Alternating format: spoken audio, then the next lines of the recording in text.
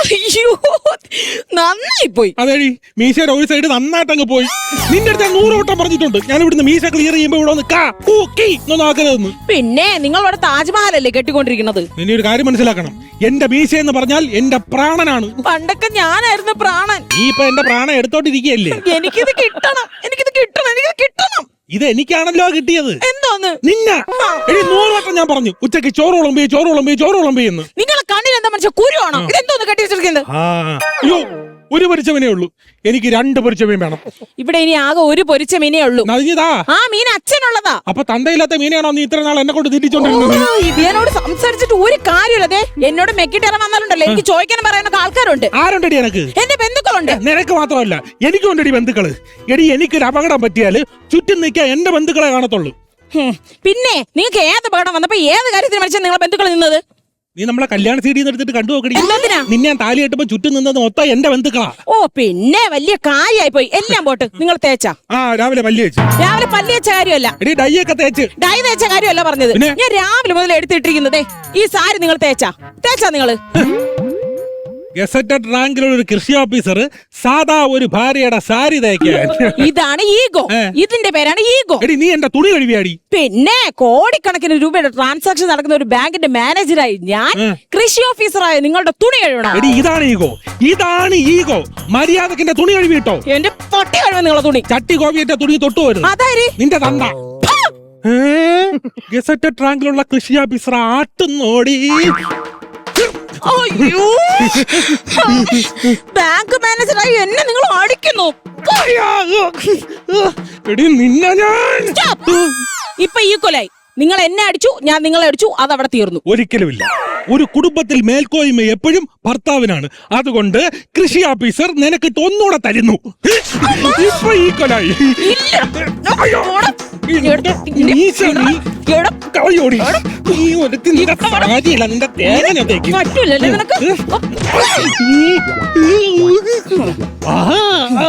അമ്മേ പെട്ടെന്ന് വാ, കണ്ടിട്ട് പൊട്ടത് പോളെ. അതെ അതെ. അയ്യോ, ഇവിടെ ആരും ഇല്ലെന്ന് തോന്നുന്നു. ശരിയാ, ഇവിടെ ആരും ഇല്ല. പട്ടിയുണ്ടോ? പട്ടി ഉണ്ടിട്ട് ഉറങ്ങിയടാ. ഇപ്പൊ പൂച്ച ഉണ്ടോണ്ടിരിക്കുക.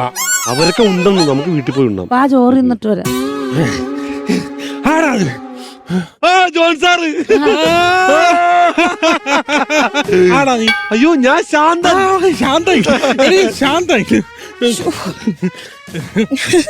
ശാന്ത എന്താടാ നിങ്ങൾ ഇവിടെ? ഞങ്ങൾ നിന്റെ വീട്ടിൽ നടക്കണോ? അതല്ല, ഞങ്ങൾ അറിയാതെ. സാറേ, മാഡത്തിന്റെ ലിപ്സ്റ്റിക് സാറിന്റെ ഇവിടെ തേച്ചിരിക്കുന്നു. മാഡത്തിന്റെ ലിപ്സ്റ്റിക്കേ സാറിന്റെ ഇവിടെ നിന്ന് ഒലിച്ചിറങ്ങുന്നു. ചോര. നിങ്ങൾ എപ്പോഴും ഇങ്ങനെ ഉണ്ട്. ഞങ്ങൾ ഭയങ്കര സ്നേഹം.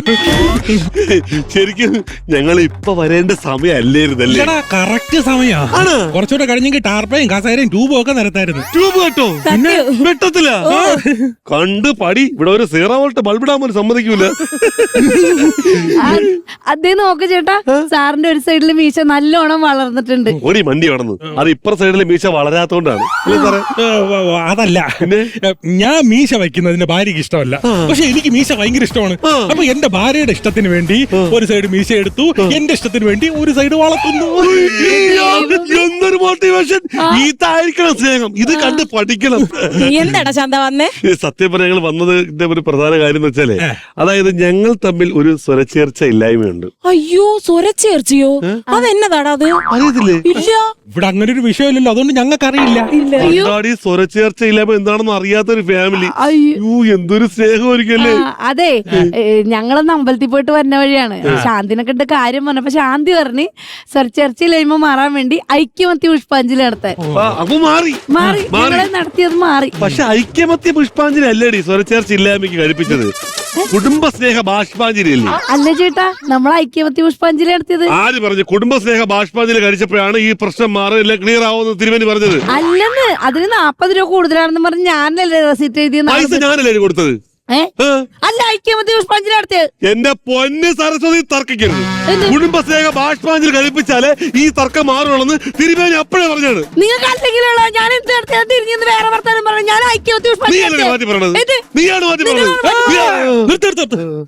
ഇതുപോലുള്ള പ്രശ്നങ്ങൾ എല്ലാ കുടുംബത്തിലും ഉണ്ടാവും. ഉണ്ട്. നമ്മൾ ഭാര്യ പറയുന്നത് ഭർത്താവ് അംഗീകരിക്കണം, ഭർത്താവ് പറയുന്നത് ഭാര്യ അംഗീകരിക്കണം. അങ്ങനെ നമ്മളൊരു പരസ്പര ധാരണയിലൂടെ മുന്നോട്ട് പോയാൽ മാത്രമേ ഒരു കുടുംബം നന്നാകത്തുള്ളൂ. ശാന്ത ആരാ വന്നടാ? അവിടെ ആരും ഒന്നില്ലേ സാറേ? മനസ്സിലായില്ലേ ഞാൻ പറഞ്ഞത്? നിങ്ങൾ മരുന്നല്ല കഴിക്കുന്നുണ്ടോ? എപ്പോഴും സത്യം പറഞ്ഞോണ്ടല്ലോ. എനിക്കിപ്പോ മാഡത്തിനെ കാണുമ്പം എനിക്ക് മറ്റതാണ് തോന്നുന്നത്. മറ്റില്ല അതുണ്ടല്ലോ, വേറൊരു സ്ത്രീയെ കാണുമ്പോ തോന്നുന്ന എനിക്ക് ഇതിനകത്ത് തോന്നാത്ത കാര്യമാണ്. അതായത് ഈ ഒരു ഇതൊക്കെ ഇങ്ങനെ തോന്നൂല്ലേ സാറേ? എനിക്കത് എന്റെ ഞാൻ ഇടയ്ക്കിടയ്ക്ക് മാഡത്തിന് മാഡം നല്ല പിന്നെ ചന്തയിൽ വെച്ചൊരു ഷിഫോൺ സാരി എടുത്തോണ്ട് പോയപ്പോ എനിക്ക് തോന്നിയായിരുന്നു. പിന്നെ പള്ളിയിലായതേ, പള്ളി പോകാനായിട്ട് സ്കൂട്ടി ലെഗിൻസ് ഒക്കെ ഇട്ട് ഇങ്ങനെ ഇരുന്ന് പോയില്ലേ? അപ്പൊ ഞാൻ പറയുന്നുണ്ട് എനിക്ക് എപ്പോഴും തോന്നി. നീ അവളെ ബാക്കി പോകാറുണ്ടോ? എപ്പോഴും പോകാറുണ്ട്.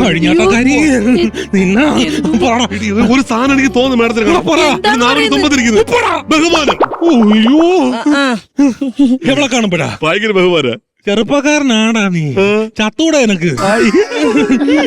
അതായത് ചില സമയത്ത് ഞാൻ എന്തെങ്കിലും പറഞ്ഞ ഇവക്ക് ഇഷ്ടപ്പെടൂല, അതുപോലെ എവിടെ വല്ലതും പറഞ്ഞ എനിക്ക് ഇഷ്ടപ്പെടൂല. ഭയങ്കര ദേഷ്യമുണ്ട്. അങ്ങനെ ദേഷ്യം പറയുമ്പോ എവൾ എന്നെ ഒന്ന് പിച്ചും, ഞാൻ തിരിച്ചു ഒന്ന് പിച്ചും. ഈ പിച്ചമ്മ ഭയങ്കര വേദനയാണ് സാറേ. പിച്ചമ്മ വേദന കാണത്തില്ല, കുറച്ച് കഴിയുമ്പോ അരച്ച് കേറും. അരച്ച് കേറൂല്ലേ? അതാണ് ഇത്. ഞാനങ്ങ് മറക്കും. ഞാൻ പണിക്കൊക്കെ പോണേണല്ലേ, വൈകുന്നേരം ആകുമ്പോ എവള് മറക്കും.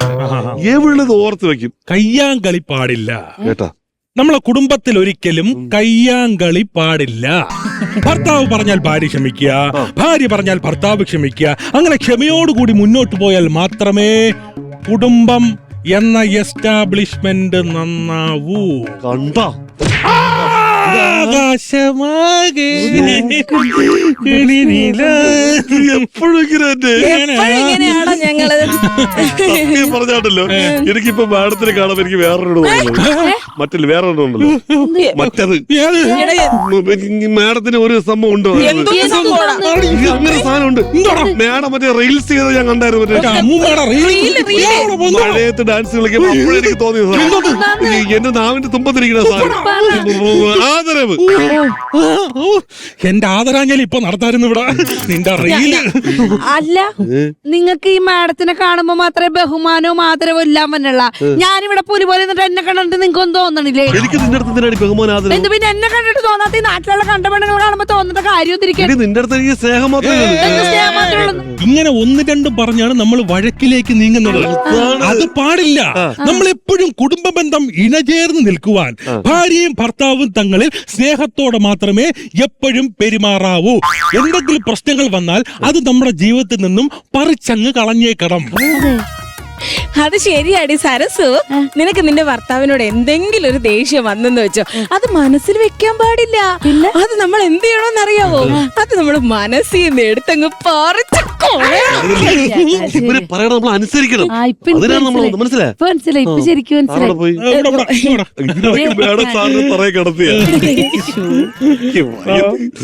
സാറേ അങ്ങനെ ഒന്ന് രണ്ട് സൈക്കാട്രിസ്റ്റിനെ കാണുമെന്ന് കുറെ പേര് പറഞ്ഞു.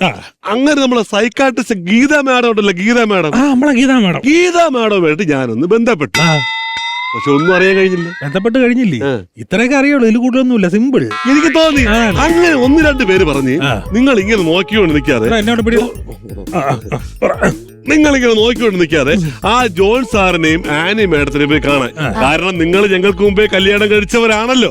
പിന്നെ അത് തന്നെയല്ല, നിങ്ങൾക്ക് ഞങ്ങളെക്കാളും പഠിപ്പും വിവരവും വിദ്യാഭ്യാസവും ഭയങ്കര ഹൈ പൊസിഷനിലുള്ള ജോലിയൊക്കെ ഉള്ള, പ്രത്യേകിച്ചും ഗസറ്റഡ് റാങ്കിലുള്ള കൃഷി ഓഫീസർ, അതിനേക്കാൾ കൂടുതൽ ശമ്പളം മേടിക്കുന്ന ബാങ്ക് മാനേജർ. അയ്യോ, ഞങ്ങൾക്ക് മാഡത്തിന്റെ പൈസയൊന്നും വേണ്ട. അല്ല, ഇവിടെ ശരിക്കും എന്താ പ്രശ്നം? ശരിക്കും പ്രശ്നം എന്ന് പറഞ്ഞാ എന്റെ കൂടെ പഠിച്ച സുമയെ മാർക്കറ്റിൽ വെച്ച് കണ്ടപ്പോ ഞങ്ങൾ സെൽഫി എടുത്ത് ഫേസ്ബുക്കിലിട്ട്. അതെ, വിളി കണ്ട് പ്രശ്നമായി കാണും. അയ്യോ ഇല്ല, ഒക്കെ എനിക്കറിയാം, എന്റെ ചേട്ടനെ എനിക്കറിയാന്ന്. അടി അങ്ങനെ ഒരു സംശയത്തിന്റെ പ്രശ്നം നമുക്ക് ഇല്ല. നിനക്ക് അറിയാവുന്നതല്ലേ? പിന്നെ പക്ഷെ അവിടെ അല്ലേ ഇരുന്ന പ്രശ്നം. പിന്നെ 2 ദിവസം കഴിഞ്ഞപ്പോ ഒരുത്തതിന്റെ അടിയിൽ കമന്നിട്ട് നീ ഇപ്പോഴും അവളെ വിട്ടില്ലേടാന്ന്. അന്ന് തുടങ്ങി അവിടെ പ്രശ്നം. തുടങ്ങി പ്രശ്നം ഭയങ്കര പ്രശ്നം ഉണ്ടാക്കിയോളൂ അല്ലേ മോളെ? അല്ല സാറേ, തീ ഇല്ലാണ്ട് പുക ഉണ്ടാവൂല? ഉണ്ടാവും. ചില കെമിസ്ട്രി ലാബിലൊക്കെ ഉണ്ടാവും. ചില രാസപദാർത്ഥങ്ങൾ കൂടുമ്പോ തീയില്ലാതെ പുക ഉണ്ടാവും. ആണോ?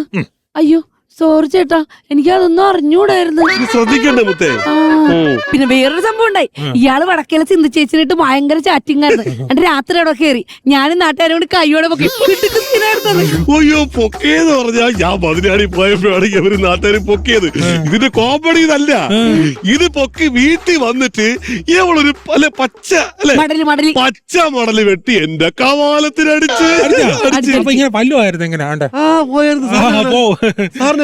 സ്വാഭാവികം അടിച്ച്. പക്ഷെ എനിക്ക് തിരിച്ചു കൊടുക്കാൻ പറ്റില്ല, കാരണം എന്നെ അടിക്കുന്ന ആരും കണ്ടില്ലല്ലോ. അപ്പൊ തെളിവിന് വേണ്ടിയാണ് ഞാൻ ഇവിടെ വന്നത്. കാരണം നിങ്ങൾ രണ്ടുപേര് സാക്ഷികളുണ്ട്. ആ അടിക്ക് ബദല് ഞാൻ നമുക്ക് തിരിച്ചു കൊടുക്കും. ആരാ? നിന്നെ. എന്ത് ചെയ്യുന്ന? നീ എന്നെ മടലൂട്ടി അടിച്ചല്ലേ? നീ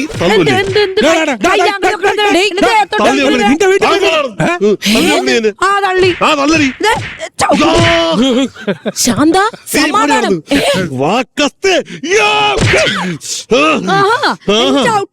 അടുത്ത് വരരുത്. എന്ത് ചെയ്യും? ഇത് കണ്ട, ഇന്ന് നിന്നെ കുത്തി വലത്തി നിന്റെ കൊടലും പണ്ടം വെളിയിടാണ് ഞാൻ വന്നത്. നിന്നെ കുത്തി കീറും ഞാൻ. ഒന്ന് പോടോ, ഈ കൊച്ചു പേനൊക്കെ കാണിച്ചാൽ എന്നെ പേടിപ്പിക്കാൻ വന്നേക്കണ. ഇതെന്താണെന്ന് അറിയാടി? എന്തൊന്ന്? ഇത് ടൂളാണ്, ടൂള്. ഇതാണ് ടൂള്. താൻ ടൂൾ എന്താന്ന് കണ്ടിട്ടുണ്ടാടോ? കണ്ടിട്ടില്ലല്ലോ. 10-24 കൊല്ലം ഞാൻ ഈ കൊച്ചി കിടന്ന് വിലസാൻ തന്നിട്ട് താൻ ടൂൾ എന്താന്ന് കണ്ടിട്ടില്ലെങ്കിൽ ഞാൻ കാണിച്ചുതരാം. ടൂള് എന്റെ കയ്യിലുണ്ട്, ദേ കാണ്.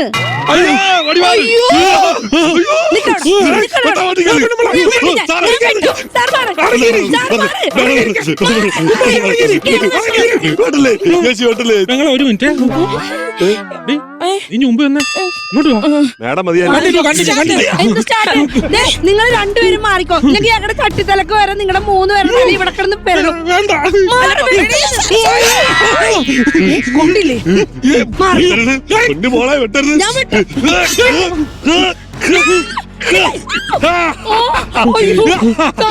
മഹേന്ദ്ര ബാഹുബലി. എന്റെ പൊന്നു സാറും ചേച്ചിയും തൊടല്ലേ, ഞാൻ പൊക്കോട്ടെ എങ്ങനെയെങ്കിലും കുടുംബത്തോട്ട്. ഇറങ്ങണം എന്റെ വീട്ടിൽ നിന്ന്. സ്റ്റാച്ചു എന്ന് പറഞ്ഞാൽ ഇറങ്ങാൻ പാടില്ല. നമ്മളെ വീട്ടിൽ അങ്ങനെയാണ് കളിക്കണത്. തൊട്ടാലേ ഇറങ്ങുള്ളൂ. ഇവിടെ ഇപ്പൊ എന്തോടി നടന്നേ? അയ്യോ എനിക്കൊന്നും അറിയാമേല. എന്നാ എനിക്കൊരു കാര്യം മനസ്സിലായി. എന്തോന്ന്? ഇങ്ങനെയുള്ളവരുടെ വലിയ വലിയ പ്രശ്നങ്ങൾ കാണുമ്പോഴാ നമ്മളെ പോലുള്ളവരുടെ പ്രശ്നങ്ങളൊക്കെ ഒന്നുമല്ലെന്ന് തോന്നുന്നു. സത്യമല്ലേ? ഓ തന്നെ. എന്റെ അമ്മോ, എന്താ ഇവിടെ നടന്ന എനിക്ക് അറിയാമേല. ചേട്ടാ നമുക്കിനി വഴക്കൊന്നും വേണ്ട. ചേട്ടൻ എന്റെ അടുത്തുള്ള ദേഷ്യമൊക്കെ മാറിയില്ലേ? നീ എന്റെ ചക്കരയല്ലേ? നീ എന്റെ മുത്തല്ലേ, പോടാ. അതിനാണ് നീ എന്നെ അങ്ങനെ അടിച്ചത്? അങ്ങനെ അടിച്ചെന്തിനു? അങ്ങനെ അടിച്ച് ചേട്ടാ തൊട്ടല്ലേ ഏട്ടാ ഞാനിങ്ങനെ നോക്കൂ. നീ പോടി ചട്ടി ശശിയുടെ മോളെ. നീ പോടാ മാക്കത്തലയാ.